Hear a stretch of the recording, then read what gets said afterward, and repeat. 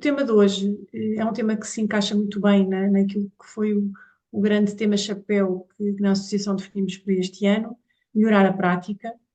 De facto, na Associação e nos eventos que temos organizado, nos outros debates que temos feito, temos falado muito da necessidade de melhorar a prática no sistema de planeamento.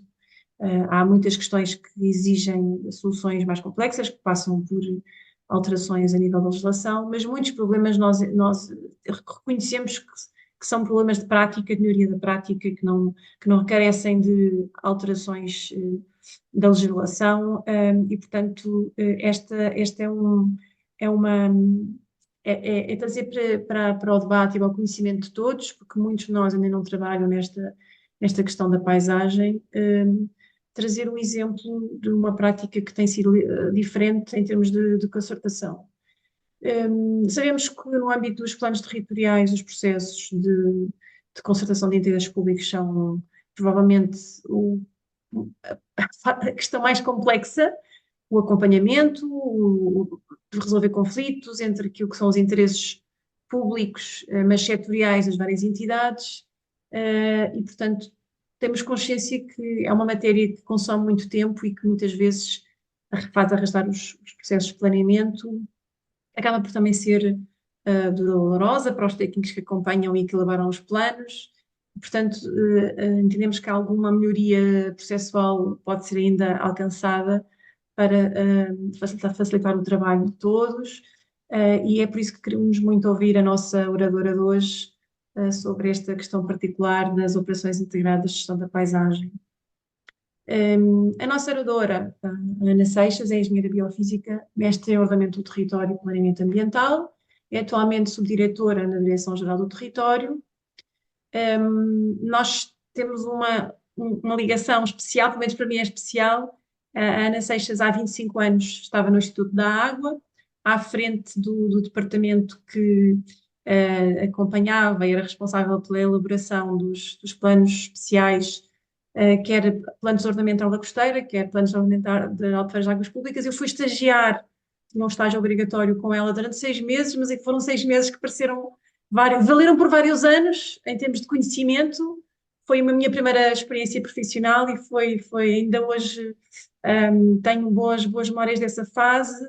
Portanto, já foi há bastante tempo e eu fiz questão de moderar este debate porque, pronto, tenho este carinho especial pela Ana Seixas. Não trabalhámos muito em conjunto a partir daí, só pontualmente em alguns planos, mas pronto, há esta curiosidade entre o moderador e o convidado.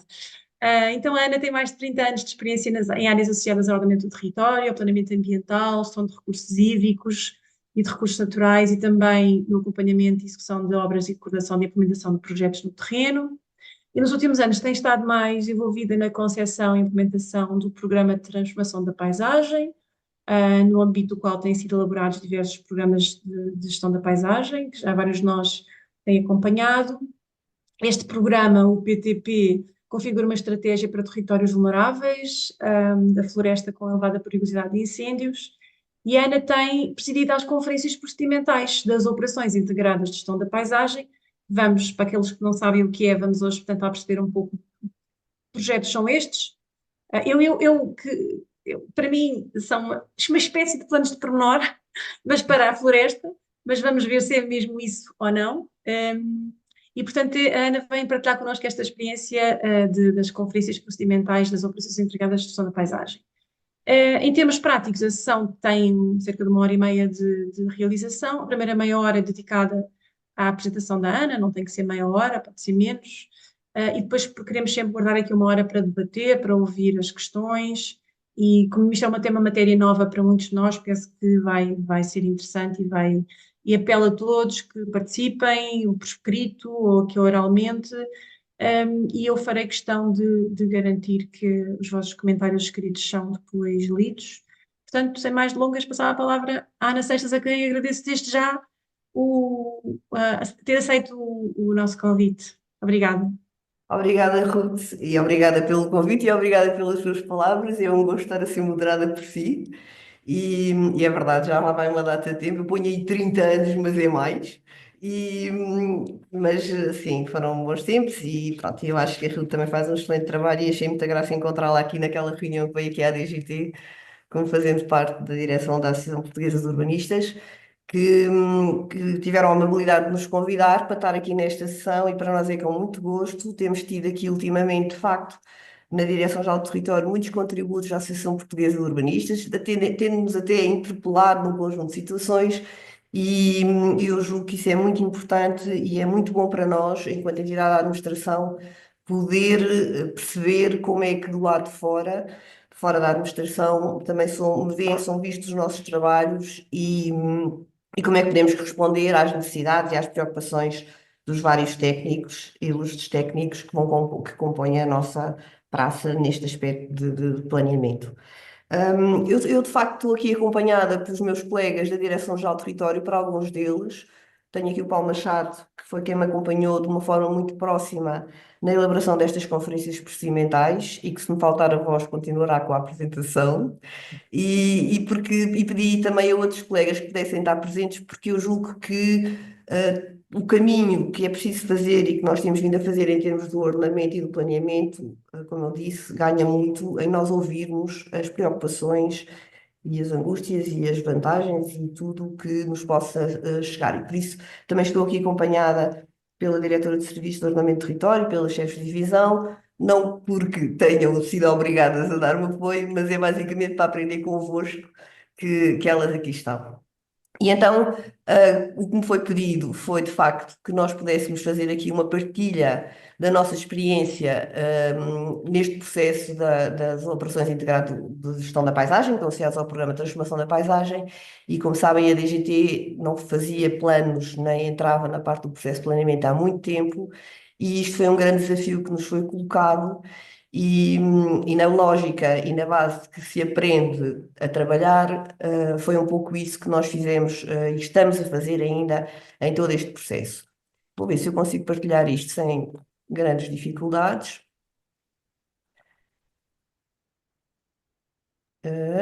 Julgo que já estão a ver a minha tela. Sim. Muito bem. E então eu ia começar a fazer esta apresentação, dando precisamente um pouco a nota do que é o Programa de Transformação da Paisagem, só para perceberem o enquadramento. Portanto, o Programa de Transformação da Paisagem foi um programa que se iniciou em 2019, 2020. Portanto, estamos a trabalhar nisto há cerca de 4 anos. E que foi um programa que começou a seguir aos incêndios, não é? Então, aqui nestes dois mapas conseguem ver, num caso está a verde, num caso está a amarelo, a cor de terra, que são os territórios vulneráveis. Portanto, pela primeira vez foram definidos, isto tudo em conjunto com o ICNF, na altura o secretário de Estado das Florestas, e trabalhava connosco e com o ICNF, nós tínhamos tutela dessa área, tanto no Ministério do Ambiente, e que foram definidos os territórios vulneráveis. Os territórios vulneráveis é um aspecto interessante, porque há aqui uma discriminação, mas é uma discriminação pela positiva. Na verdade, eles foram identificados como sendo os territórios mais vulneráveis aos incêndios, não quer dizer que os incêndios não ocorram noutros territórios, por exemplo, os incêndios que ocorreram ano passado não ocorreram nos territórios vulneráveis, aqui delimitados como tal, mas estes territórios vêm do Programa Nacional da Política de Ordenamento do Território também, que identificou os territórios onde os municípios tinham áreas de floresta em mais de 60% do seu território e que essa base, juntamente com os riscos de incêndio calculados pelo ICNF e com uma carta de risco de incêndio, chegou a estes territórios onde o Programa de Transformação da Paisagem se dirige. E esse programa tem 4 linhas programáticas, linhas de política. Eu vou só falar aqui de duas, que são uma muito breve, que é os programas de reordenamento e gestão da paisagem. O que nós vamos aqui apresentar é sobre as operações integradas de gestão da paisagem, mas ainda há mais duas, que são os condomínios de aldeia, que é para trabalhar e tratar a envolvente dos aglomerados, nestes territórios de floresta, e também o Epaxlá por ordenar, que não está na nossa alçada, está no navegador. Só uma nota breve relativamente aos condomínios de aldeia, que também é interessante, porque tem aqui uma base que é tratar a envolvente dos aglomerados. Como sabem, também, ao menos na mesma altura em que isto foi feito, também foi aprovado o Sistema de Gestão Integrado de Fogos Rurais, em que define uma faixa na ordem dos 100 metros envolvendo os aglomerados, para proteção dos aglomerados, portanto está aqui numa lógica de proteção, e este programa de transformação da paisagem faz um tratamento dessas envolventes dos aglomerados num sentido de os valorizar, ou seja, poder valorizar o aglomerado, poder ter aqui uma organização e uma gestão conjunta, poder ter áreas de, de recreio, poder ter áreas de enquadramento, poder ter áreas de agricultura, portanto ter usos, não ser só uma área onde se limpa o território envolvendo os aglomerados, mas poder ter aqui um tratamento interessante de enquadramento e de valorização daqueles aglomerados. Mas pronto, estes são então os dois que nós não tratamos. Eu aqui vou falar muito brevemente dos programas de treinamento e gestão da paisagem e, sobretudo, das operações integradas de gestão da paisagem. Como a Ruth disse, as operações acabam por ser quase planos de pormenor. E uma das coisas que nós estamos habituados no planeamento é, vamos primeiro planear em macro, depois definimos as áreas e depois vamos trabalhar o micro. Aqui foi uma coisa um bocadinho diferente. Foi nós, ao mesmo tempo que estávamos a trabalhar as operações integradas de gestão da paisagem, estávamos a trabalhar os programas de reordenamento e gestão da paisagem. Estes programas, e foi um exercício interessante, porque é possível perceber que se nós tivermos, se pensarmos, se planearmos e se organizarmos os trabalhos, as coisas jogam, porque os planeadores são bons tanto a um nível como o outro, e por isso, desde que esteja organizado e esteja orientado, tudo isto é possível e tudo isto funciona. Não é necessariamente preciso começar por um macro para depois ir para o micro. Então, os 20 programas de ordenamento e gestão da paisagem estão definidos com base nas unidades de paisagem, que é uma carta que a DGT tem, por isso eles próprios têm nomes muito complexos: Plano de Reordenamento e Gestão da Paisagem das Serras de Monchique e Silves, do Planalto Transmontano, da Beira Alta e do Val do Novo. Assim, pronto, são nomes assim muito complexos porque eles estão precisamente associados às unidades de paisagem e têm em média cerca de 40 mil hectares. Há aqui um deles, que é este PRGP aqui no centro, na zona do ICNR, mas de Lisboa e Val do Tejo, que é um PRGP que está definido pelas áreas dos municípios e que, portanto, tem uma dimensão mais alargada. Todos os outros andam à volta dos 40 e tal mil, 50 mil hectares, o que quer dizer que nós estamos a trabalhar cerca de 1 milhão de hectares sobre esta figura de programas de reordenamento e gestão da paisagem, que são programas setoriais. O primeiro a ser feito foi, e é o único que está aprovado, é o de Monchique e Silves, foi logo a seguir aos incêndios, e tem sido também um processo interessante, e foi por isso, e o que nós estamos aqui a fazer é, primeiro fizemos este programa de reordenamento e gestão da paisagem de Monchique e Silves, ensaiámos uma metodologia, ensaiámos uma forma de como é que iríamos abordar este território, e temos vindo a melhorar ao longo do tempo, sempre com esta base de experimentamos, aplicamos, experimentamos, aplicamos. E neste momento, nós temos os programas de reordenamento e gestão da paisagem, todos alguns deles já concluídos, com discussão pública realizada. Temos os dois cor-de-rosa que aqui estão, vão entrar em discussão pública para a semana, no início do próximo mês, e temos os amarelos e que estão todos em curso e irão estar todos em discussão pública entre os meses de maio e junho, porque, de acordo com o programa de recuperação e resiliência, que entretanto este programa de transformação da paisagem entrou dentro do programa de recuperação e resiliência, têm que estar todos concluídos até setembro deste ano, porque estão associados a uma meta de desembolso. Portanto, este trabalho, para além de ser um trabalho novo, em que nós estamos a experimentar, estamos também com um timing muito acelerado e vemos que é possível planear em pouco tempo. Quer dizer, não precisamos de anos para fazer planos, é possível fazer em menos tempo. E então passamos depois para as operações integradas de gestão da paisagem, que de facto são áreas muito mais reduzidas, elas andam entre os 400 e os 2, há algumas que têm 9 mil hectares, mas essas 9 mil, por exemplo, já são as maiores, e na altura foram definidas 70, mas só vingaram 62. E por isso elas também estamos a trabalhar com 33 municípios, com 17 entidades gestoras. É importante esta noção de entidade gestora, que é quem faz o projeto é uma entidade gestora, que é uma entidade que tem uma figura associada à gestão florestal, entidade gestora de ZIF, entidade gestora florestal, unidade de gestão florestal, pode ser uma associação de desenvolvimento local, que também foi um aspecto muito interessante para nós, que foi perceber que não são os municípios que fazem, não são as juntas de freguesia, que não são as autarquias que fazem, são os atores do território que fazem. E isso é uma coisa muito relevante neste processo e é muito forte no programa de transformação da paisagem, onde é que estão os atores e quem é que tem condições para fazer, se tiver, faça. Portanto, estas operações integradas de gestão da paisagem coincidem com as áreas alguns com os PRGPs. Há PRGPs que têm 5 unidades ou IGPs, há outras que não têm, e nós estamos a compatibilizar tudo isso. Aqui temos alguns valores em termos das áreas, portanto, por exemplo, só porque para estar ligado à Conferência Procedimental, nós, por exemplo, tínhamos casos de 127 mil hectares de área programada, mas só, por exemplo, 10 mil 100 mil, perdão, é que foi validada. Estamos a falar de investimento PRR, portanto, o contratualizado à data que estamos é nesta ordem, dos 166 milhões de euros já contratualizado, e estamos a falar de um valor médio de 2.112 euros por hectare para transformar aquele território. Então, o que é que fazem estas operações integradas de gestão da paisagem ou como é que isto foi pensado?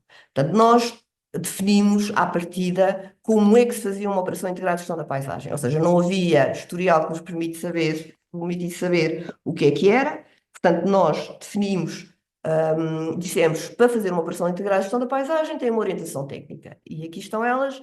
Tínhamos uma orientação técnica, eram 4 referências de apoio à elaboração das propostas, diziam o que é que tinham que fazer, como é que tinham que fazer, como é que era o planeamento, as estruturas da paisagem são figuras muito importantes porque tentámos conciliar não só da Reserva Ecológica Nacional, porque há uma estrutura da paisagem que está associada à Reserva Ecológica, que nós chamamos as linhas de água, sobretudo, e às linhas de festo, e que nós chamamos a estrutura ecológica da paisagem, com uma estrutura de resiliência, e aqui a nossa preocupação era fazer a compatibilização com o sistema de gestão integrado de fogos rurais, que, como sabem, tem os planos de nível regional, de subregional e os de âmbito municipal. Portanto, estas operações fazem esta ponte, ou seja, com estas figuras fazem esta ponte e explicávamos como é que era feito. Depois tínhamos uma orientação técnica que estava associada ao PRR e outra que tinha os apoios a 20 anos, porque pela primeira vez, e isto é um aspecto que eu acho que em termos de planeamento é extremamente relevante, nós estamos a fazer a manutenção e gestão ao longo do tempo. Porque acreditamos mesmo que não é só porque transformamos, e então sobretudo em territórios de floresta, não é só porque fazemos a transformação que as coisas vão ficar boas, não é? Porque nós sabemos que numa floresta, em tudo que tem a ver com a natureza, se nós não mantivermos, nada fica como nós desejamos. Portanto, há aqui um financiamento ao longo de 20 anos que já está aprovado e que está estabelecido que anualmente qual é o valor máximo que cada uma destas áreas vai poder receber e se visitarem o nosso site na parte das OIGPs, quando são aprovadas as operações integradas de gestão da paisagem, é dito também qual é o financiamento máximo anual que nós chamamos para a remuneração dos serviços de ecossistemas, que não quero discutir aqui, remuneração dos serviços de ecossistemas, que a ideia é mesmo qual é o valor que tem e como é que ele pode ser mantido, quanto é que vale e qual é o valor que pode ser mantido ao longo do tempo. Um aspecto que eu acho que é muito importante e que eu queria sinalizar aqui, porque nos permite um conjunto de análises, um conjunto de informação, o tratamento global de todas estas áreas, destas 62 áreas, foi que nós definimos a partir de um modelo de dados geográficos. E conseguimos, e aqui deste lado tem o exemplo de uma planta de ocupação do solo proposta, que era assim que se chamava, no fundo a planta síntese das OIGPs tem este nome, que é feita com base no modelo de dados. Isto permite que nós consigamos fazer cálculos para as 62 operações integradas de gestão da paisagem e com os PRGPs, que eles próprios também têm um modelo de dados geográficos, nós conseguimos compatibilizar as duas coisas. Isto eu acho que em termos de planeamento cada vez mais devia ser seguido, porque nos ajuda muito a concretizar no território e, sobretudo, sabemos que uma coisa, o que está o papel aceita tudo, assim é como os SIGs também aceitam tudo, mas permite-nos fazer cálculos e permite-nos fazer análise e nos permite tomar decisões que nos parecem muito, muito relevantes. Como eu disse há pouco, os programas de reordenamento e gestão da paisagem são compatíveis com as operações integradas de gestão da paisagem por via do que eu já referi, das estruturas, e aqui deste lado tem um esquema de como é que nós fazemos as compatibilizações, ou seja, sabemos que as estruturas do território, tanto faz estarmos a trabalhar uma escala com maior detalhe ou de menor detalhe, estão lá, estão associadas às linhas de água, estão associadas às linhas de festo, e por isso estão associadas às redes de proteção da floresta, do Sistema de Gestão Integrado de Fogos Rurais, e é por aí que nós fazemos o matching entre as duas escalas de trabalho. E depois, como eu disse, os modelos, ter um modelo de dados permite-nos fazer isto. Ou seja, aqui temos um exemplo de qual é a transformação que nós vamos ter nestas 62 OIGPs. E vemos, de facto, que o pinheiro bravo era o que predominava em todas elas e vai ter uma redução. Temos aqui a POSA, que é a planta de ocupação do solo atual, e a planta de ocupação do solo proposta. Portanto, a cor de laranja está o que vai ficar e o azul era o que estava. Portanto, vemos que vamos ter uma redução das áreas de pinheiro bravo. O pinheiro bravo tem problemas, o pinheiro bravo não está nos sítios onde devia, portanto foram identificados em todas elas quais seriam os melhores locais para ter o pinheiro bravo. Os matos, a mesma coisa. Há muitas áreas abandonadas e estão associadas aos matos, mas também há os matos que estão associados à conservação da natureza e que nós tivemos que compatibilizar a nível das conferências procedimentais, mas vai haver uma redução dos matos. As florestas de eucalipto também vão ser reduzidas, não em todas, há uma redução, mas não em todas, e é interessante perceber que quando elas estão geridas, estas entidades querem mantê-las, quando não estão, preferem transformá-las para outros usos.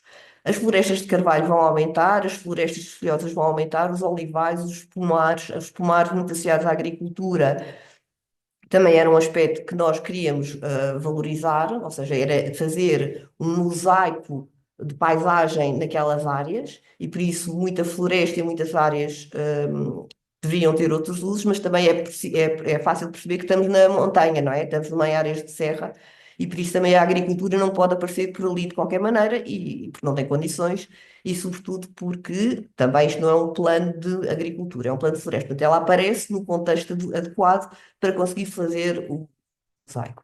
E pronto, temos aqui as florestas de sobreiros que estão a aumentar, o sobreiro com as alterações climáticas também está a subir, e por isso há um conjunto de áreas que vê-se um aumento do sobreiro. Há uma intenção de tudo quanto é invasoras reduzir, enfim, é daquelas. É um desejo muito grande, mas sabemos que a manutenção gestão poderá contribuir para esse aspecto, e pronto, e por aí fora as pastagens a aumentar, porque está muito associada às vezes também a parte do pastoreio poder ser aumentado, os sapos e as florestas de outro carvalho. Portanto, estas análises só são possíveis porque nós estamos a trabalhar com um modelo de dados estabelecido e igual para todas estas operações. Pronto, agora vou entrar, e tenho pouco tempo, mas vou entrar para vos partilhar então realmente o que nós fizemos. Nós tivemos as operações integradas, o trabalho começou bastante tempo antes, não é? As entidades todas tiveram que fazer, disseram que faziam em 6 meses, depois não fizeram no ano, depois demoraram mais tempo a fazer, e em janeiro de 2024 nós conseguimos fazer a primeira conferência procedimental. E tínhamos que aprovar as OIGPs todas antes do final do ano, do final de 2024. E então, entre eles fazerem as propostas, nós recebemos as propostas, partilhamos as propostas com as entidades, trabalhámos as propostas, vimos que estava tudo bem, se cumpria o modelo de dados, tinha o que nós queríamos, tinha tudo. Isto foi uma lufa-lufa, um trabalho muito intenso para conseguir toda esta programação que demorou cerca de um ano. Portanto, foi mais ou menos entre janeiro de 2024 e novembro, 29 de dezembro. 29 de novembro foi a última reunião da Conferência Procedimental que nós fizemos. Vou partilhar convosco o nosso calendário de reuniões. Quando olhámos para isto, o Paulo Machado quase que me matava quando eu chegava a pé dele, dizia: "Ó Paulo, agora tenho que pôr duas no mesmo dia, ou tenho que pôr duas, uma a seguir à outra, uma de manhã, outra à tarde."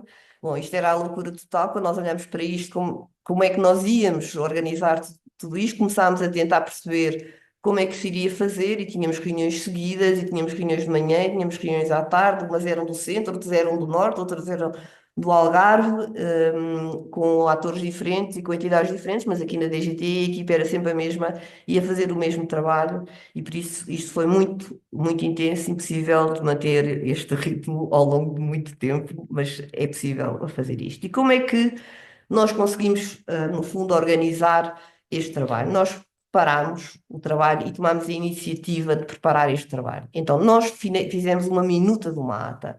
Nós tínhamos uma minuta de uma ata que era partilhado quando nós convidávamos e distribuíamos a informação às entidades, nós enviávamos logo a minuta da ata. Portanto, as entidades já sabiam o que é que tinham que analisar.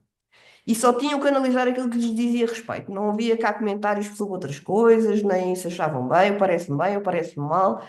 Era sobre as suas competências, tinham que dizer o que entendiam. Não nos podemos esquecer que nós estávamos a financiar transformação, ou seja, o uso ia mudar, as práticas, validávamos também se as práticas que estavam a propor para a mudança do uso eram adequadas.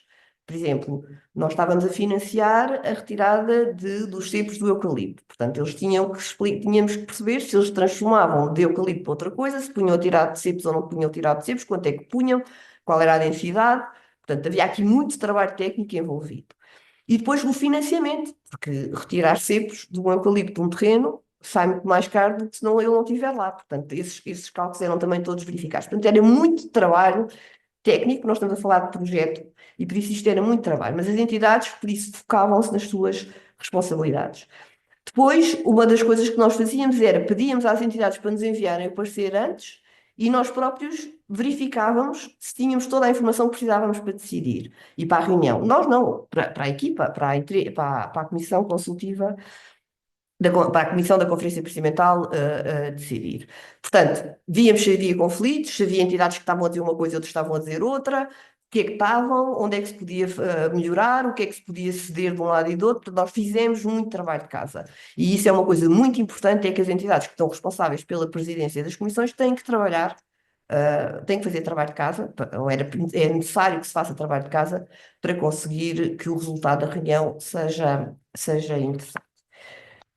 Depois, tínhamos, como eu estava a dizer, a ata, que estava feita, que era distribuída e que tinha tudo o que nós íamos analisar na reunião. Isto era o índice da ata, e como podem ver, cada entidade tinha na sua responsabilidade fazer as áreas. Portanto, a DGT fazia a matriz, que no fundo é aquela, para cada uma fazia aquele esquema que eu vos mostrei, de transformação da paisagem, fazia aquele trabalho identificava que áreas é que eram a reconverter e que áreas eram a valorizar, dizia em relação aos contributos dos objetivos do Programa de Transformação da Paisagem, que é um aspecto dos objetivos que eu não disse no início, mas tem três objetivos principais, que é aumentar a resiliência dos territórios, portanto tínhamos que garantir que esta proposta aumentava a resiliência do território, que estava a valorizar os ecossistemas, estava a valorizar o solo e tinha potencialidades para aumentar a economia. Devo dizer que nós estamos todos muito preparados para dizer o que é que, do ponto de vista de conservação da natureza, devemos salvaguardar, ambiental, por aí fora,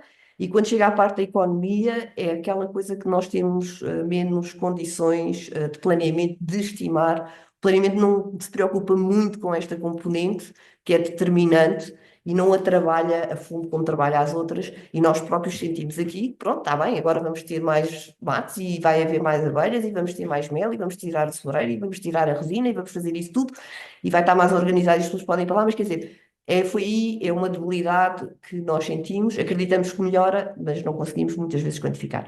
Portanto, mas aqui como veem, era cada uma das entidades que se focava nos seus planos, por exemplo, na conformidade com os instrumentos de planeamento e gestão e normativos legais, os PROF eram ditos pelo ICNF, os PRGPs eram ditos por nós, os planos especiais era a APA, se tinha de Albufeiras, os PDMs era a Câmara Municipal que falava sobre o PDM, não era a CCDR, era a Câmara que falava sobre o PDM.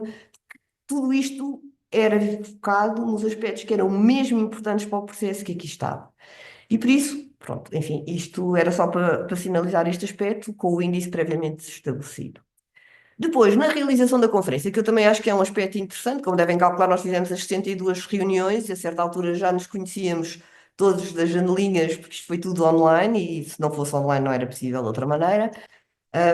Já nos conhecíamos das janelinhas, mas havia pessoas que nós não conhecíamos pessoalmente, mas foi aqui mantida alguma ligação interessante. O Paulo ajudou muito a que essa boa disposição também, e foi ele que fazia a preparação das reuniões todas, como eu disse, que também prevalecesse ao longo de todo o processo. E a verdade é que nas conferências procedimentais, quando nós pedíamos às pessoas, olhem, temos que fazer, logo temos outra reunião, amanhã temos outra, havia pessoas que eram sempre as mesmas, que era o nosso caso, e não tenho memória das pessoas terem saído lá aborrecidas ou nos tenham dito alguma coisa desagradável sobre esse aspecto. De qualquer forma, na realização desta reunião também há aqui um aspecto que eu gostava de sinalizar, que é, nós íamos para esta reunião e a primeira parte da reunião era a descrever a proposta. Ou seja, todos nós, esta descrição era feita por nós, era o Paulo que a fazia, mostrava o que é que transformava, mostrava o que é que valorizava, mostrava quais eram os valores de quanto é que nós íamos aumentar de sobreiro ou quanto é que íamos reduzir de eucalipto. Portanto, todos nós estávamos a perceber a proposta, sim, estávamos todos a ver o projeto e a perceber o que é que ia ser feito. E isso é muito importante, que numa reunião se consiga mostrar o que se está a analisar, no fundo. Depois, todas as entidades, no fundo, diziam o que é que achavam na sua área, veriam se nós líamos e via se estava tudo bem, e havia casos em que nós, por exemplo, se agora eu não puder fazer isto, ou se o ICNF, por uma razão de conservação da natureza, não permitir que haja a transformação de matos numa outra área qualquer, numa outra espécie qualquer, já não se consegue, ou vai haver aqui algum problema. Porquê é que o ICNF não permite? Sempre a falar do ICNF, mas é o caso que todos nós também conhecemos como mais óbvio. Íamos tentar perceber porquê e se era mesmo importante que essa questão fosse salvaguardada, ou se não tinham a certeza se era ali, podia ser que tivesse mais noutro local. Tentávamos dirimir isso, porque uma coisa era certa, era que como esta transformação tinha dinheiro associado, não podíamos estar aqui a financiar uma coisa que depois a seguir não era possível executar. Portanto, quando havia dúvidas mesmo, elas não eram permitidas. Quando não havia, quando era possível, era preciso que o ICNF fosse lá na altura em que estivessem a fazer a plantação, por exemplo, nessa altura iam. Também não havia estudos acrescidos, também não era preciso ir fazer novos estudos, era preciso era dizer, cada entidade dizia o que é que para aquele território tem que ser feito e não deixava um parceiro a seguir a dizer tem que considerar isto, aquilo e outro. Mas podia dizer, com certeza, o que é que estava bem, o que é que não estava, e já vos vou mostrar. Pronto. Isto aqui é um exemplo de uma ata, portanto, as atas tinham todas este aspecto, tinham a parte da transformação da paisagem, que no fundo este é para uma OIGP, mas, como vos disse, isto é que nós vimos há bocadinho é soma todas elas. Tínhamos aqui, relativamente aos instrumentos de gestão territorial, só referíamos onde é que estava e se está compatível, não havia mais considerações. Relativamente, perdão, ai, desculpa. Relativamente ao plano de gestão hidrográfica, está aqui a dar, relativamente ao plano diretor municipal, era compatível ou não era compatível, não estava, não tínhamos, não havia necessidade de dizer mais coisas, mas sempre que havia incompatibilidades, todas elas estavam assinaladas, neste caso com esta cor salmão. E o que é que isto quer dizer? Quer dizer que quem ler aquela ata e olhar para as caixas que estão de cor salmão sabe tudo o que tem que alterar. E tudo o que é preciso alterar. Não é preciso ir ler os pareceres todos. Vai diretamente àquela parte de cor-de-rosa e sabe o que é que tem que alterar. E no fim, tinha anexos. Mas os anexos não eram os anexos dos pareceres das entidades. Os anexos eram umas boas práticas. Ou seja, as entidades que, como estávamos a falar de obra, o que as entidades fizeram, e nós compilámos ao longo do tempo, foi para fazer determinada, se estiver a trabalhar em REN, em áreas de elevado risco de erosão, já está permitido ou não está permitido fazer aquela intervenção, o que é que tem que seguir? Quais são as regras? Como é que tem que fazer a boa prática? Como é que tem que fazer a obra? Portanto, estes anexos funcionam como uma regra de boas práticas para intervir no terreno consoante a sua natureza. Pronto, para terminar, eu diria que no fundo, pus estas palavras aqui porque eu acho que resume no fundo, pelo menos, eu não partilho isto com os outros colegas, mas eu acho que há aqui três atores determinantes neste processo, que é quem presida as comissões, a entidade que presida as comissões. Tem que ter aqui um papel que não é só estar na reunião e explicar como é que funciona a reunião, a comissão, é perceber a proposta e conseguir discuti-la e conseguir dirimir o que tiver a dirimir entre os atores. É preciso trabalhar esta proposta. As próprias entidades que têm que saber que têm que ir focadas ou dirigidas para as suas responsabilidades, não é estarem a opinar sobre os outros, é estar sobre as suas e conseguir dirimir os aspectos que possam ter, e depois o dono da proposta, ou seja, quem faz a proposta precisa também de conseguir defendê-la, como é óbvio, e de conseguir adaptar em função daquilo que é dito. Por isso eu dizia Teria aqui, tinha posto estas palavras, que era, eu acho que quem está a presidir tem que conhecer e tem que ser e tem que objetivar o trabalho que está a coordenar, na verdade. As entidades precisam de compreender a proposta e conseguir explicar. Isto era uma coisa que falávamos muitas vezes, é cada um de nós, quando sair desta reunião, tem que conseguir explicar a proposta. Tem que conseguir passar para terceiros, se for necessário, o que é que acabou de aprovar e o que é que acabou de, porque é que aquilo ficou daquela forma. E relativamente a quem faz uma proposta, seja quem projeta, neste caso as entidades gestoras, ou quem seja, é reconhecer que há coisas que não estão bem e a necessidade de poder adaptar. Pronto, 30 minutos, Ruth, eu acabo aqui.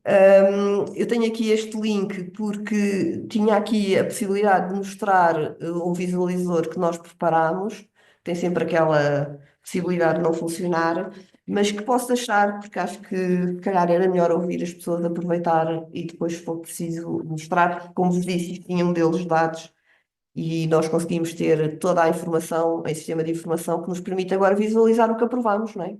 Sim, eu aproveito já para pedir para gravar, se é possível depois mandarmos o PDF da apresentação para nós partilharmos com com quem nos está a ouvir, até para poderem ver este link estas síntese, as apresentações dão muito jeito quando nós queremos entrar num tema, e portanto, se isso for possível, o link fica acessível a quem quiser depois explorar este portal.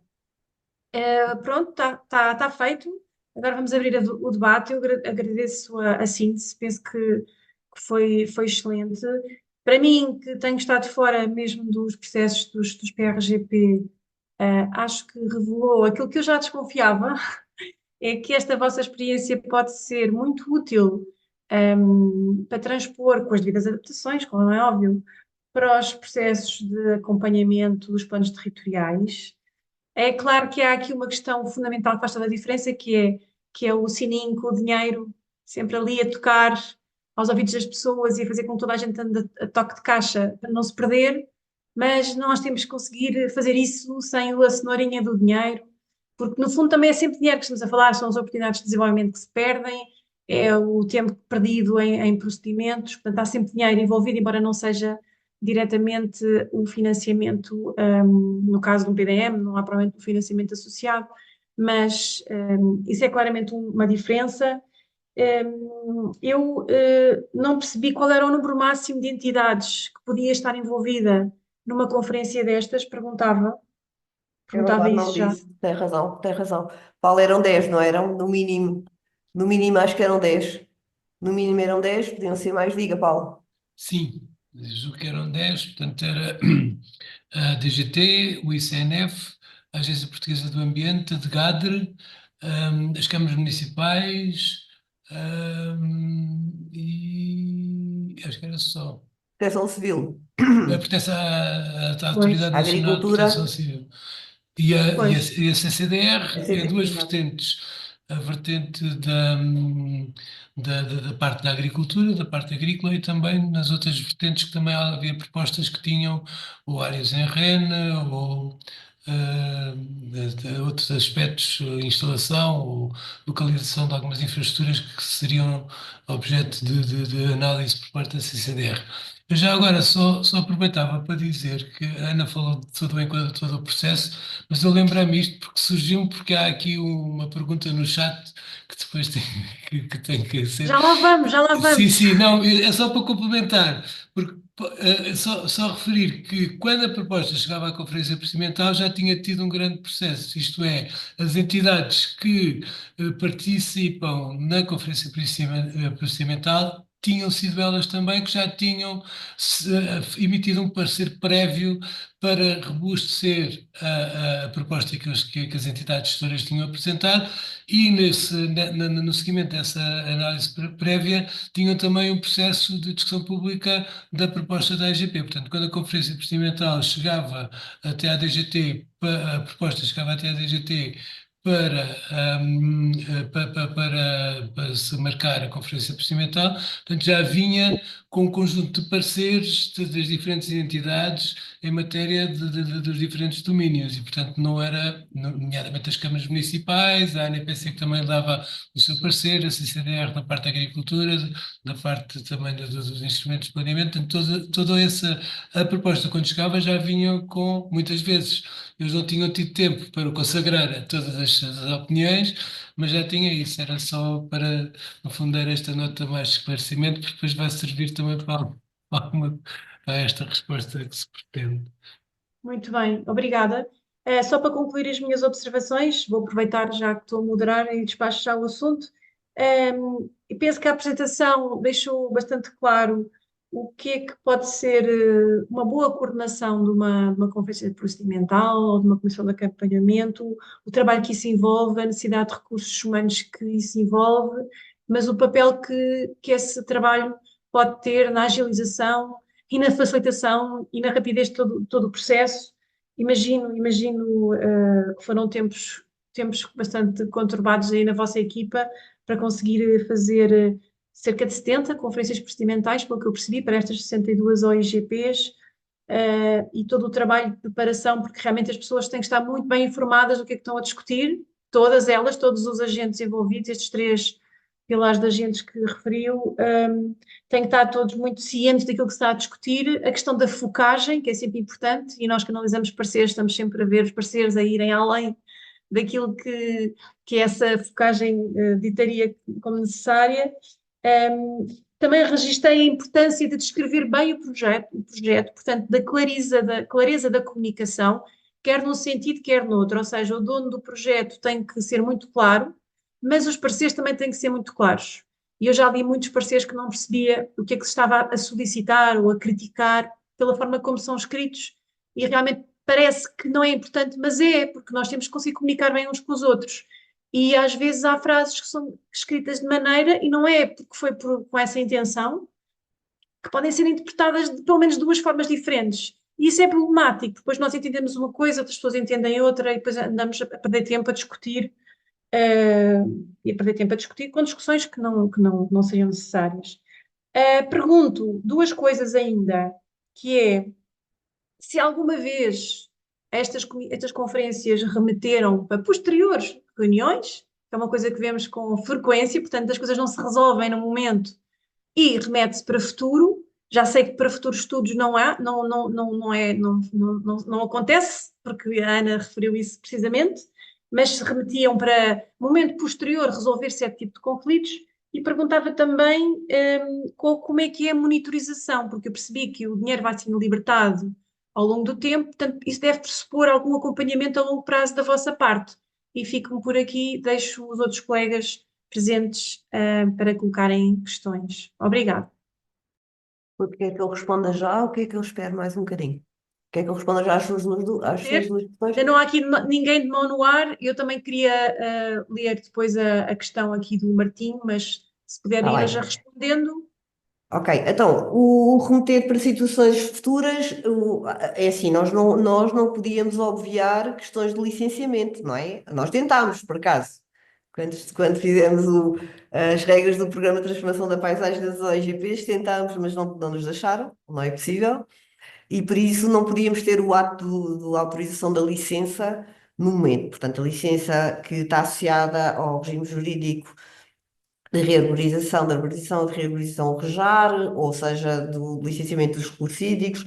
Portanto, nada disso nós conseguíamos obviar. Mas as regras, ou seja, não estava em causa ir fazer aquele uso, estava em causa que eles tinham que ter a licença. E essa licença entra depois no processo de financiamento, como um programa qualquer, um programa operacional de comunitário, em que tem que apresentar as licenças na altura em que pedem os financiamentos. Portanto, nessa perspectiva, isso manteve-se. Portanto, eles têm que, tudo quanto tiver licença, está que ter no futuro. Acontecia em situações em que havia dúvidas, não havia estudos, mas o ICNF, em muitos casos, disse que queria ir ao terreno quando eles estivessem a fazer a obra. Ou seja, eles tinham que comunicar ao ICNF que iam fazer a obra naquela data, ou começar naquela data para o ICNF poder acompanhar. Basicamente, acho que foram estas as questões mais relevantes, Paulo. Não sei se tem alguma coisa a acrescentar, mas acho que foi isto das questões que ficaram mais para a frente, não é?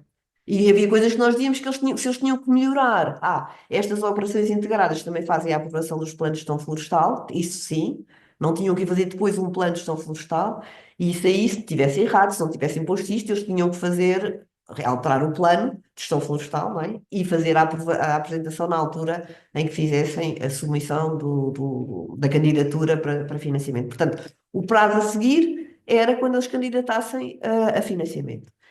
Depois, a outra sua pergunta era a monitorização. Sim, a monitorização, a monitorização, há aqui dois tipos de monitorização. A DGT tem responsabilidades a monitorizar o PTP, o Programa de Transformação da Paisagem no seu todo, e falo em sede do Fórum Intersetorial do Programa Nacional da Política do Ordenamento do Território. Portanto, estas entidades que estão no Programa Nacional, no Fórum Intersetorial, vão acompanhar a transformação do território, e este visualizador que nós preparamos está-nos precisamente a mostrar o que é que está ali, que é, vai desde o que é que vai ser transformado, quem é que vai transformar, o que é que tem financiamento, o que é que não tem financiamento, o que é que está nas estruturas, o que é que não está, o que é que tem financiamento de serviços de ecossistemas e o que é que não tem. Portanto, nós agora, com a informação que o Fundo Ambiental, que é a entidade intermédia para o PRR, vai-nos dando a informação e nós vamos completando e mostrando. Nós não temos a responsabilidade, portanto, agora deixamos o Fundamental trabalhar, não é? Agora estão as entidades todas a fazer as obras, e eles têm, no fundo, 3 épocas de plantação, não é? Porque o PRR acaba.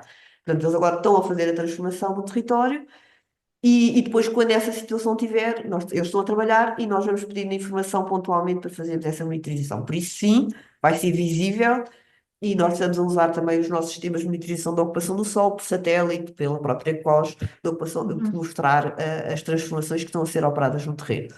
Um aspecto que eu acho que vai ser muito interessante e que estamos a trabalhar agora é a remuneração a 20 anos. Este governo diz que a remuneração só vai ser dada depois da transformação estar feita. Portanto, eles vão transformar primeiro e demonstram que transformaram, e depois então têm a remuneração para manter e valorizar. E por isso é que nós já estamos a trabalhar para conseguir abrir avisos para eles conseguirem candidatar para a manutenção de gestão. Muito bem, obrigada. Então, não tendo aqui ainda inscrições, eu gostava de ler duas questões que foram colocadas pelo Martinho Rafael, que disse que não ia poder estar na sessão, mas ele depois certamente vai ver a gravação. A primeira era qual foi o envolvimento das comunidades intermunicipais e, por sua vez, dos municípios na materialização desta figura de planeamento. É a primeira pergunta dele. A segunda é qual é o nível de participação e de receptividade da população. E também não sei se houve uma coisa, são os proprietários, não é? Quem trabalha naquelas terras, também não sei muito sobre floresta, peço desculpa. Mas em termos de população local, residentes, como é que eles são envolvidos? Penso que é isso que ele deve querer saber. E no pós-PRR, qual a probabilidade de sucesso desta figura e que alternativas estão pensadas? Isso que são três boas perguntas. Obrigada.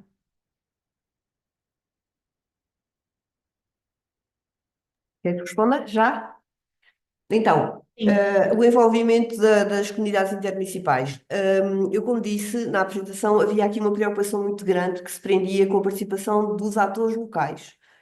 Nada disto é possível sem os atores locais, não é? E as ZIFs, as Zonas de Intervenção Florestal, enfim, a própria constituição das operações, estas operações integradas de gestão da paisagem já decorrem de uma definição prévia de umas áreas integradas de gestão da paisagem, que foram primeiramente limitadas, e estas operações, no fundo, é o projeto para essas áreas. E essas operações eram propostas pelos municípios, podiam ser propostas por municípios, comunidades intermunicipais, e juntas de freguesia, e por isso elas já foram, no fundo, essas entidades já entenderam importante propor uma área de gestão integrada. Portanto, elas participam desde o início. Depois, na parte de implementação, também, porque os proprietários, portanto, isto é suposto, nós não falei nisso aqui, porque o tema tinha a ver com a parte das conferências procedimentais, mas também podia ter dito, os proprietários são envolvidos, neste processo, porque esta entidade gestora está a trabalhar sobre uma área que foi definida, que tem lá um conjunto de proprietários. A floresta portuguesa é quase toda privada, não é? Portanto, tem lá um conjunto de proprietários, e os proprietários podiam ter duas opções. ou acham que sim, que a entidade gestora pode ir lá gerir o terreno deles e eles não se importam, e dizem à entidade gestora: vai-me lá gerir o meu terreno, eu deixo que tu giras o terreno e depois logo se vê em relação à remuneração que vamos ter desse território. Ou então, eles dizem: não, não, eu quero ser eu, concordo com esta transformação, eu quero ser eu a fazer a plantação, a remoção, o que seja. Portanto, os proprietários tinham estas duas opções no processo e isto era tudo gerido com a entidade gestora. Ou seja, a entidade gestora é que organizava isto com eles. A DGT, as entidades não se metiam no assunto. A entidade gestora falava com os proprietários. No início a adesão era muito pouca. Nós acreditámos, era um processo novo, portanto, o que acontece é que à medida que o processo vai sendo implementado, os proprietários vêm, aderem, começam a aderir, mas os portugueses são céticos, não é? E tudo quanto mexa com propriedade nossa, nós também não achamos graça nenhuma. Portanto, há aqui um processo um caminho que tem que ser feito. Portanto, o envolvimento da população foi desta maneira. Portanto, isto esteve tudo divulgado quando foi constituída a entidade, quando foi constituída a IGP. Depois, na operação integrada, foi feita a publicação, a apresentação às pessoas e aos proprietários, mas muito focado, de facto, para os proprietários, para as pessoas que estão naquele terreno. A seguir ao PRR, enfim, nós entendemos isto quase como projetos piloto. A nossa floresta é uma floresta que toda a gente não tem problema nenhum em dizer que está abandonada e tinha lá entidades. No fundo, este processo vem dar alguma visibilidade e alguma capacidade de intervenção e financeira àquelas entidades. E está-se a trabalhar já no sentido de, nos demais fundos comunitários, poder haver esse financiamento. Aliás, os PRGP já vão ter esse financiamento via os programas operacionais e nós estamos a trabalhar com os CCDR, estamos a trabalhar com o Algarve, como eu vos falei. O primeiro PRGP foi no Algarve e por isso nós estamos a começar já pelo Algarve. Tem as ITIs, tem o Programa Regional, e estamos a ver como é que e gostaríamos muito de alargar isto às CCDRs. As CCDRs não têm tido um papel aqui muito interventivo, não porque nós não queiramos, mas porque, enfim, tem tanto, se calhar, tanta coisa para fazer, mas será por aí que vai ser feito o financiamento. Muito bem, obrigada, muito bem respondido. Eu agora passava a palavra a dois dos meus colegas da associação, que têm a mão no ar. Manel, primeiro. Muito bem, mais uma vez boa tarde a toda a gente e damos parabéns à Ana Seixas pela excelente apresentação, pá, e digamos, do manancial de questões que não é de questões, mas é mais até de sugestões e de ideias que daqui surgem. Como a Ruth disse, há aqui um estímulo muito grande, que é propriamente a cenoura, que é serem programas ou ações ou operações que têm financiamento. E isso é um grande estímulo para ser operacional, não há dúvida. Mas temos que tentar ser operacionais mesmo quando não há essas cenouras, não? E um ponto que achei muito interessante e que ajudaria a operacionalizar as coisas é a questão da adoção do modelo de dados geográficos. Isto era extremamente importante. Isto, pensando agora, puxando um bocadinho a brasa à minha sardinha, mais do planeamento em geral e nomeadamente dos PDMs, porque efetivamente as entidades são sempre as mesmas a intervir nos diferentes locais e se houvesse esta homogeneidade, isso tudo acabava por facilitar as próprias intervenções das diferentes entidades, etc., porque começávamos a ter, não é apenas uma linguagem comum, é os dados, digamos, tratados da mesma maneira e, portanto, tudo isso era importante. Agora, eu acho muito interessante, obviamente que há aqui aspectos que me escapam, porque não são da minha especialidade, mas eu acho extremamente importante essas operações, porque no fundo isto trata-se de executar o planeamento. E, por exemplo, essas operações não são as únicas, mas operações deste género são formas de executar o PDM ou o planeamento, nomeadamente no solo rústico. E, portanto, a nossa preocupação deveria ser cada vez maior, não tanto de fazer uns planos muito perfeitos e muito detalhados e muito precisos, mas de os pôr em prática. E, portanto, a questão devia se centrar muito mais na sua operacionalização. O que me dá aqui uma reflexão, falando agora dos PDMs, e nomeadamente do solo rústico, que me parece que se calhar sempre achei um pouco isto e cada vez parece mais, é que no que respeita ao ordenamento do solo rústico, pede-se para os PDMs uma pormenorização que depois não é compatível com o que são as efetivas competências e poderes do município. Estamos a falar de planos municipais, isto é muito importante, com o que são os efetivos poderes e competências dos municípios nessa situação, e que depois só introduzem rigidez e diferenciações do solo agrícola e o solo florestal e as suas categorias e etc. Isso tudo, quando na realidade, depois de termos os princípios básicos e as regras básicas, o que é preciso é passar à ação. E efetivamente, se calhar, não sei como é que isso foi visto nestas operações, mas provavelmente num PDM onde o solo rústico está mais pormenorizado e mais detalhado e com normas mais precisas, se calhar isso torna-se um entrave ao bom desenvolvimento das operações, porque quando se vai para o terreno as coisas nunca batem muito certas com os modelos que a gente lá tem. E portanto, isto é uma primeira reflexão. Agora, a principal tem a ver é com questões de metodologia. E aqui eu penso que efetivamente há transposições, a Ruth já falou nisto, e que eram muito importantes, quer dizer, nomeadamente no que respeita à questão do acompanhamento. E há aqui uma coisa que é básica, a gente tem discutido muito isto e que é uma ideia minha também já dá, minha não só, obviamente, dá muito tempo. O modelo que a gente tem no acompanhamento dos PDMs, onde a reunião plenária das entidades todas é o momento limite para se apresentar a posição de cada entidade, torna a reunião completamente inútil. Porque, obviamente, se a posição de cada entidade só é sabida naquele momento ou muito poucos dias antes, obviamente não se pode ali fazer nenhuma interação, porque não é durante a reunião que se vai ler os pareceres, mastigá-los, passa a expressão, integrá-los, ver oposições ou contradições ou divergências entre diferentes posições. E, portanto, a metodologia que aqui seguiram é que parece correta. Quer dizer, toda a informação tem que ser dada antes, as apreciações têm que ser recebidas antes, têm que ser por quem coordena o processo, têm que ser lidas e concatenadas ou cruzadas umas com as outras, para quando formos para uma reunião termos matéria para discutir em conjunto. Fazer uma reunião para cada entidade dizer, olha, a nossa posição é esta. E muitas vezes o que tem acontecido, já nem é isso, a entidade vai dizer, a nossa posição resumidamente é esta, mas a gente vai mandar depois o parecer. Para isto não vale a pena reunir. E, efetivamente, eu penso que este é um ponto fundamental no acompanhamento dos PDMs e dos planos territoriais, é que as reuniões têm que ter matéria previamente assimilada e conhecida para se termos questões para colocar à reunião, porque a reunião é para discutir questões que sejam cruzadas entre as entidades. E penso que este é um aspecto extremamente importante. Esta experiência mostra que isto é possível. Se calhar com um bocadinho de boa vontade, mesmo que não seja isto exatamente o que diz a portaria, ou lá o diploma que rege as comissões de acompanhamento, mas se calhar com um bocadinho de boa vontade isto conseguisse fazer, porque isto tornava muito mais operacional. Depois outro ponto, e o último, e calmo com isto, é a questão da liderança das reuniões e da liderança das comissões. Isso é fundamental. A questão que disse que há uma disciplina, cada entidade só fala daquilo que compete e mais nada, essa é fundamental, não é? Outra tem também a ver com a clareza.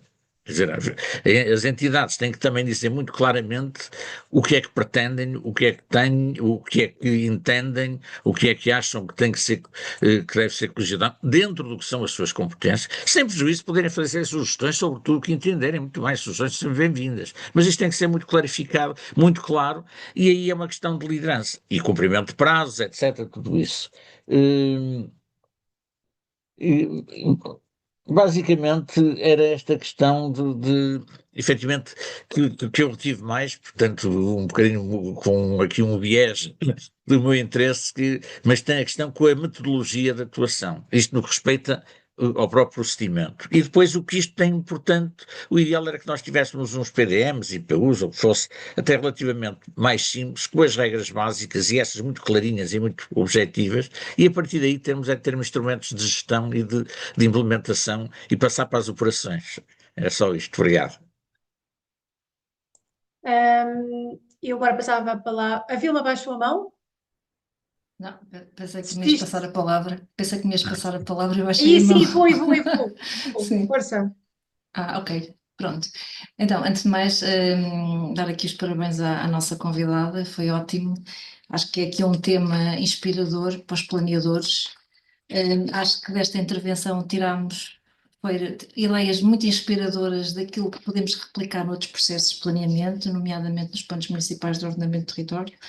Eu tenho aqui algumas, duas questões, mas antes gostava só de fazer aqui alguns comentários, porque eu considero que a nossa floresta, enfim, que não está gerida, como foi bem dito, precisa de uma estratégia de gestão e essa estratégia é urgente, quer dizer, nós precisamos da tragédia de 2017 para repensarmos toda a política florestal, mas de facto estes instrumentos, tanto os planos de gestão, planos de transformação da paisagem, como as OIGPs, são instrumentos fundamentais e eu acho que aquilo que nos ensinam e que vêm mostrar é que quando nos atos de planeamento precisamos de ter planos com uma estratégia, mas precisamos que eles tenham associados mecanismos de execução que permitam que eles sejam operacionalizados portanto, este foco na ação e na implementação associado ao plano eu acho que é estratégico e que deve continuar a ser replicado, claro, no caso da floresta, mas que também acho que deve ser enfim, é um exemplo a replicar também noutras, nomeadamente noutras áreas, até no solo agrícola. Por isso, outro aspecto que eu também acho que é muito relevante e que devíamos levar para outros processos de planeamento enfim, o plano define esta visão de paisagem desejada, a paisagem que nós queremos transformar, e a OIGP vai nos mostrar, é um instrumento de execução, quem é que vai executar, com que meios é que vai executar, quando é que vai executar, quais são as entidades envolvidas, e eu penso que este papel da entidade gestora é aqui uma chave milagrosa que faz toda a diferença. E por isso, uma das perguntas que eu tinha era um bocadinho tendo em conta a relevância do papel das entidades gestoras, que entraves é que se colocaram a estas entidades gestoras? Porque, por exemplo, uma das dimensões que é conhecida é a questão do cadastro, não é? Penso que um dos trabalhos que estas entidades gestoras tiveram que fazer e que levar a cabo pronto, há um problema, não temos cadastros, temos que o conhecer, vamos arregaçar as mangas e fazer esse trabalho. Mas, enquanto não se identificam todos os proprietários, as ações não ficam à espera, portanto, a ação de planeamento prossegue. E eu gostava pronto, que pudesse falar um bocadinho mais sobre isto para nós percebermos como é que esta operacionalização é feita. Depois, começou por dizer no início que estes planos são planos setoriais. São planos setoriais e aquilo que gostava de perguntar é como é que que orientações é que dão de forma direta para os PDMs, porque nós sabemos que os PDMs, enfim, ainda é o único instrumento de planeamento que cobre todo o território nacional. Nós temos, a maior parte do nosso território é solo rústico. Sabemos que estas 62 OEGPs são projetos piloto, mas que o nosso território é muito mais do que isto. Por isso, eu pergunto de que forma, que lições é que podemos tirar daqui e se aqueles municípios que ainda, porque pelo que eu percebi, só temos aqui 33 municípios envolvidos nestas OIGPs, municípios que queiram dar o passo em frente e começar efetivamente a planear o seu espaço rústico, o seu solo rústico, nomeadamente o espaço florestal, de que forma é que se podem inspirar nestes planos e incorporar este modelo nos PDMs. Pronto, e era isto. Obrigada, Vilma. Eu peço à Ana para só aguentar por mais uma participação. A Ana Barroco está a entrar no avião e ela queria também dizer qualquer coisa e depois a Ana responde a toda a gente, pode ser? Não sei se ela já pôs a mão no ar várias vezes. Pergunta à Ana Barroco se está online, se quer falar. Não?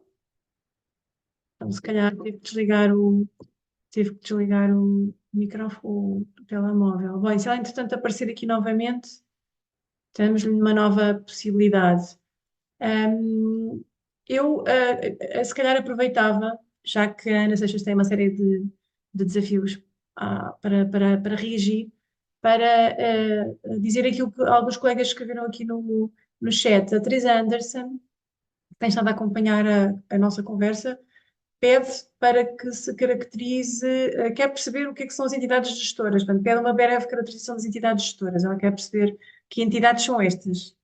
E depois, um outro colega que dá pelo nome de Brás, se é assim, pergunta se a aprovação das OEGPs carece de aprovação prévia do PRGP onde se insere, e como se garante a intervenção em áreas prioritárias identificadas no PRGP e onde não há interessados em propor gerir ao IGPs. Portanto, estas questões que eu acabei de dizer estão no chat. Se depois abrir a janela do chat, tem lá para reler. Portanto, agora passava-lhe a palavra à Ana para responder às diversas.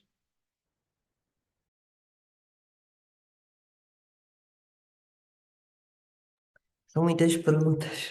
Vamos ver se eu não consigo, se eu consigo chegar a todas.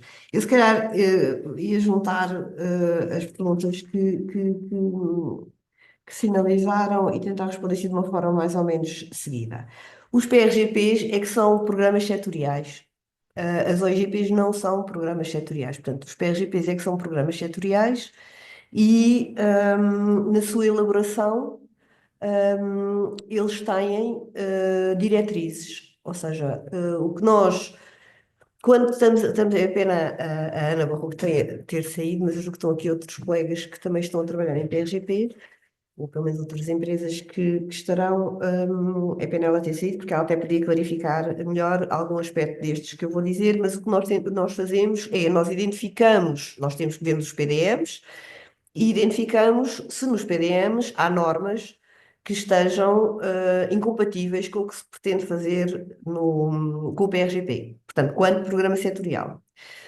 Normalmente não há. Normalmente o solo rústico não está planeado a essa escala e nós não vamos entrar com construção, nós não vamos dizer rigorosamente nada sobre se é possível construir ou não é possível construir. Nós a única coisa que estamos a fazer é organizar o espaço, o solo rústico, na lógica da valorização daquele território, para aumentar a resiliência, para valorizar os serviços, a parte ambiental e aumentar a economia daqueles territórios. Portanto, os programas setoriais são os PRGPs e são eles dão diretrizes para os PDMs. E têm diretrizes de várias natureza. Tem diretriz para o PDM, tem diretriz para o Sistema de Sustentabilidade de Fogos Rurais, tem diretriz para a parte da economia. Portanto, tem um conjunto de diretrizes que estão sistematizadas e organizadas com esses fits e com essas orientações. Mas é relevante, mas no caso das OIGPs, o que nós fizemos foi, e era o que eu estava a dizer, só a Câmara é que opinava sobre isso, nós íamos ver qual era a classe de espaço, onde aquela OIGP, ou classe de espaços, onde aquela OIGP estava inserida. Portanto, íamos ver o que é que o PDM dizia para aquele território. Normalmente os PDMs, o solo rústico, pode ser são espaços florestais, são espaços igual pastoris, se é para a floresta, nunca fala que é para transformação da floresta para aquilo, remete para o PROF, vai buscar o que é que o PROF diz, portanto nunca é muito, muito detalhado e eu não tenho memória de haver alguma situação em que houvesse incompatibilidade com a transformação que nós estávamos a propor na OIGP, que no fundo, grande parte dos casos, o uso florestal mantém-se, não é? Nós estamos sempre a falar de espaços com usos florestais, o que nós estávamos ali a falar era se estávamos a fazer floresta com espécies que não se fossem autóctones ou espécies que transformar para espécies autóctones. Portanto, nessa perspectiva nós não tivemos esse problema e de facto tivemos 33 municípios e as 62 OIGPs e eu não me lembro, não sei se o Paulo tem alguma memória sobre isso, mas eu não me lembro de ter havido alguma incompatibilidade relativamente aos PDMs. Normalmente foi sempre compatível. Aliás, havia situações em que o PDM estava em revisão e nós também, uma das que chegámos a escrever na ata indicações sobre isso, porque quer dizer, a OIGP ser aprovada, não podia depois o PDM fazer coisa diferente, mas pronto, fizemos sempre essa compatibilização e acho que isso foi interessante. Depois, uma parte relevante, não sei se respondi às perguntas que tinham a ver com os PDMs, mas que eu gostaria de trazer para aqui e que tem a ver também com o que a professora Teresa Anderson refere e que foi falar do cadastro, que é os proprietários e são os atores locais. Eu acredito e tenho quase a certeza que nada destes processos tem viabilidade se não houver os atores locais a trabalhar neste aspecto. Nós podemos planear o que quisermos, a transformação que entendermos e que acharmos melhor, mas se as pessoas não perceberem, se as pessoas não quiserem aderir e se não houver quem leve por diante este processo, não é possível. E há atores locais, alguns com mais capacidade, outros com menos capacidade, alguns mais recentes, outros menos recentes, que já têm algum historial. Nós sabíamos que havia entidades todas que, enfim, tinham alguma facilidade em ter financiamentos e em candidatar-se a fundos e depois nós não víamos lá nada porque as áreas tinham ardido. E nós, uma das coisas que fazemos quando estamos a fazer este planeamento relativamente também aos PRGPs, e mais recentemente isto acontece também por via do que aprendemos, é ver onde é que estão as zonas de intervenção florestal, onde é que estão as zonas de gestão florestal aqui neste território. Baldios, os baldios, hoje em dia, começam a ter exemplos e situações em que casos mesmo muito interessantes de forma de gestão daqueles terrenos baldios. E nós não devemos ter problema em que as pessoas possam tirar contrapartidas económicas e valorizarem aquele território. É preciso mesmo que isso aconteça, porque senão ninguém tem interesse em ficar lá. Portanto, esta lógica de que só a administração, ou só as câmaras, ou só as autarquias é que conseguem fazer as coisas, do meu ponto de vista, eu julgo que os atores locais são cada vez mais relevantes e deve ser dado todo o crédito para que eles possam fazer coisas e se tiverem financiamento e tiverem oportunidades de ter demonstrar essa sua capacidade, depois acho que devem ter. Quanto à caracterização das entidades, as entidades são entidades associadas à gestão florestal. Foi assim que começou. As zonas de intervenção florestal têm regras, as entidades de gestão florestal têm, as unidades de gestão florestal têm, mas foram abertas outras e nós temos associações de desenvolvimento local, temos agências de desenvolvimento local que podem também entrar neste processo. Agora, tem que ter ali uma componente de floresta, não é? Eles podem ser uma associação, uma agência de desenvolvimento local, mas tem que ter alguém e têm que estar certificados, não sei se é a palavra correta, junto do ICNF como sendo uma entidade gestora de ZIF ou uma entidade de gestão florestal. Ou seja, nós estamos a falar de transformação de territórios de floresta, não é? Portanto, é preciso, não é só preciso ter um engenheiro florestal, é preciso que essa entidade tenha condições para fazer esse trabalho.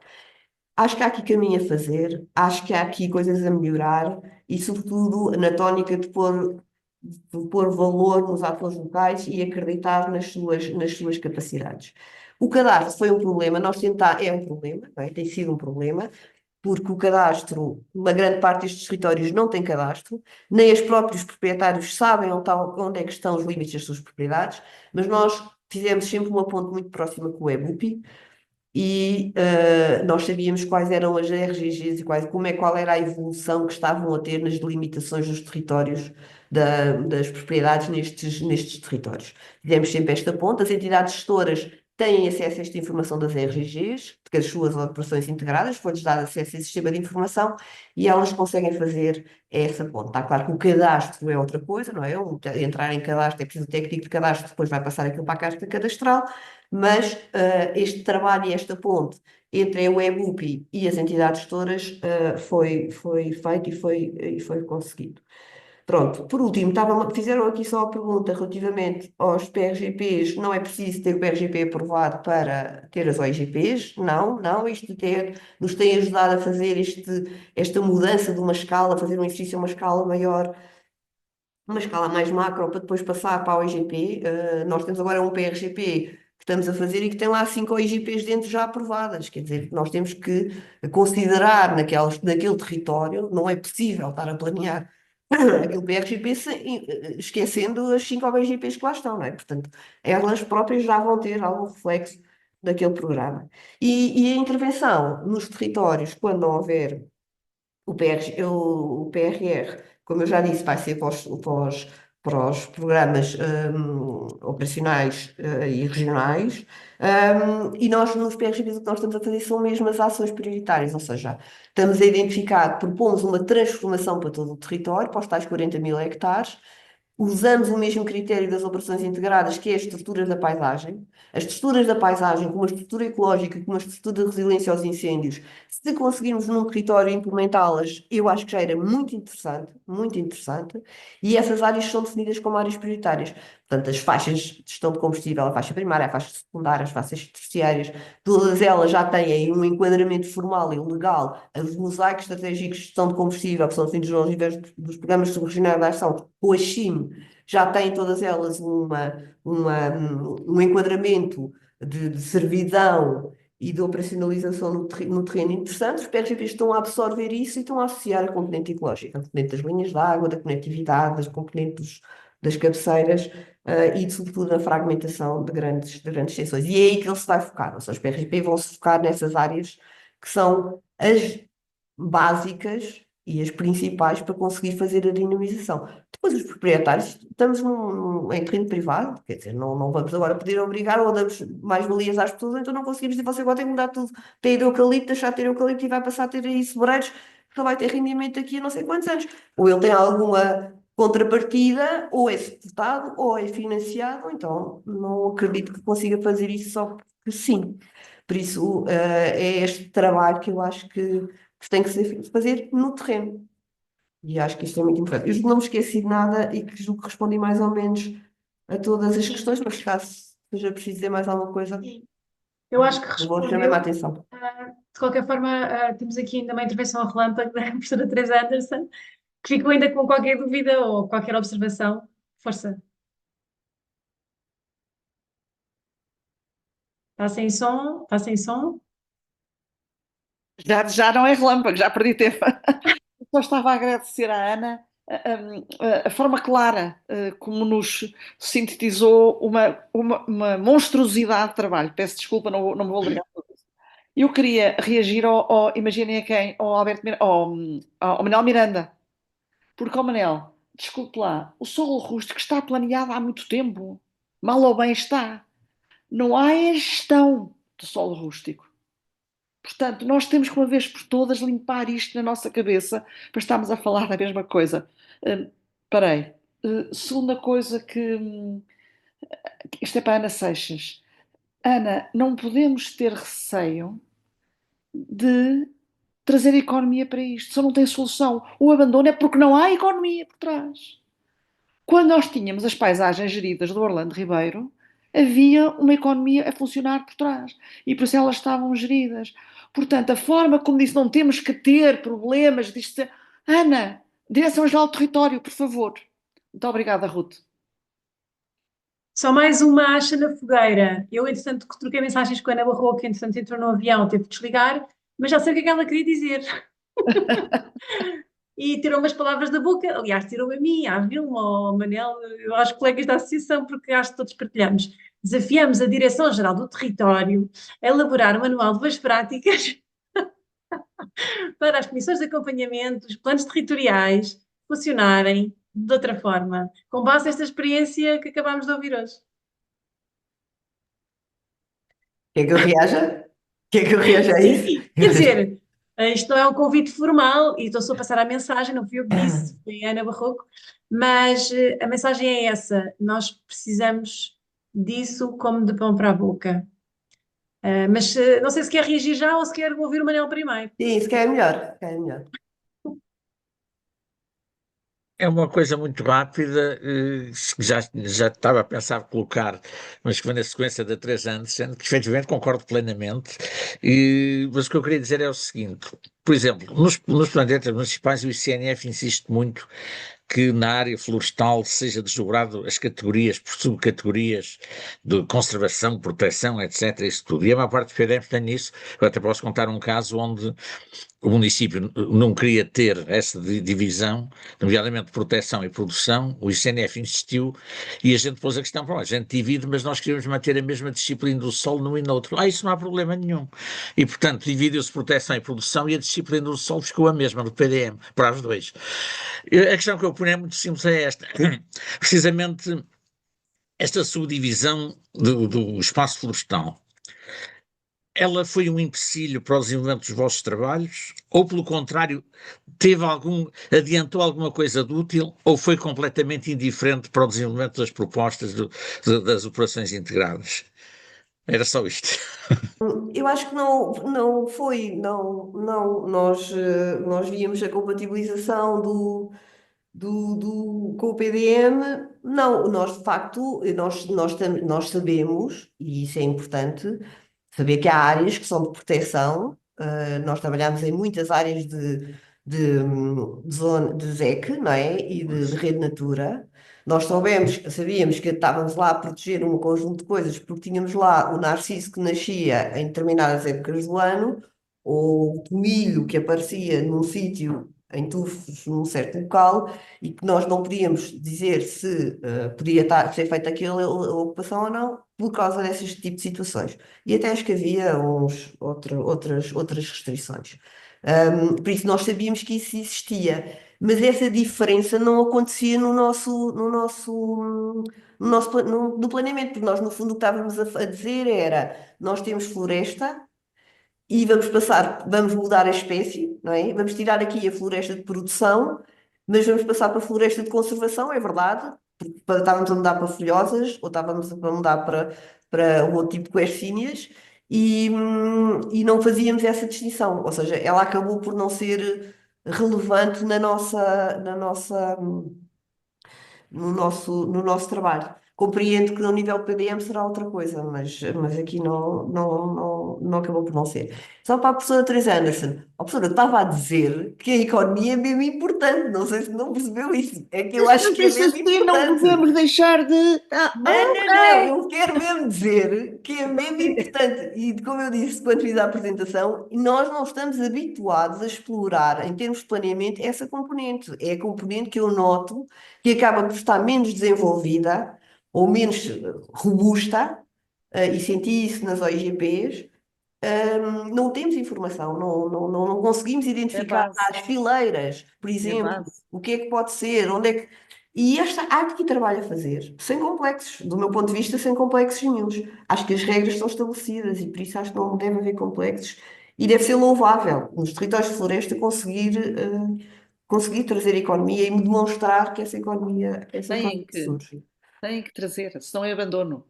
Desculpa. Exato, tal e qual, Desculpe, tal e desculpe. qual. Quanto às normas, é assim, a DGT não tem papel nisto, não é? Isto é um desafio a fazer também às CCDRs. Agora, eu acho que há aqui um processo de. Eu acho que há de mudança. Não sei se é porque sou engenheira, mas de facto, não concretizar é uma coisa que me faz alguma confusão, não é? Portanto, estar a planear para não ter concretização, estar a planear sem saber como é que vou concretizar é uma coisa que eu não me faz muito sentido.